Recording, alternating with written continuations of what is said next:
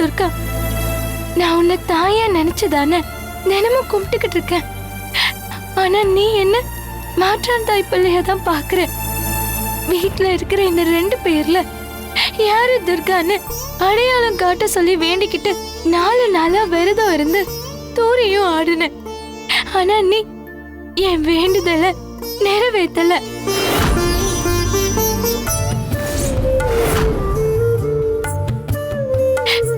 தூரி ஆடுறப்போ 108 தடவை ஆடி முடிச்சோம். தூரிய நிறுத்தாம ஆட விட்டுக்கிட்டே இருந்த. விரதம் இருந்ததுல ஏதோ தப்பு பண்ணிட்டேன் போல இருக்கு. அதனாலதான் நீ என் வேண்டுதலை ஏத்துக்கலன்னு நினைக்கிறேன். நான் சின்ன பிள்ளை தானே, தப்பு பண்ணிருந்தா என்ன மன்னிச்சிருக்கலாம்ல. நீ என்ன கை விட்டுட்ட. கௌரிமா, நான் எப்பவும் உன்னை கைவிட மாட்டேன். உனக்கு அப்பா அம்மா எல்லாம் நான் தான். என் சிலை திருடு போனதுக்காக போராடி உன் அப்பாவும் அம்மாவும் எனக்காக உயிரை விட்டவங்க. அவங்க பிள்ளையான உன்னை நான் போய் கைவிடுவேனா? நான் உன்கிட்ட என்ன கேட்டுட்டேன்?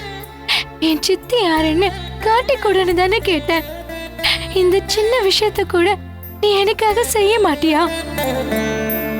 எங்க இருந்தோ கனகான ஒருத்தைய அனுப்பி வச்சு எதுக்கு என்ன இப்படி கஷ்டப்படுத்துற?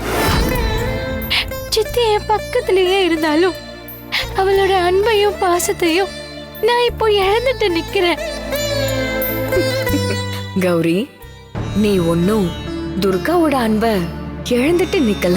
ஒரு துர்காவுக்கு 2 துர்காவோட அன்பையும் சேர்த்து நான் உனக்கு கொடுத்துக்கிட்டு இருக்கேன்.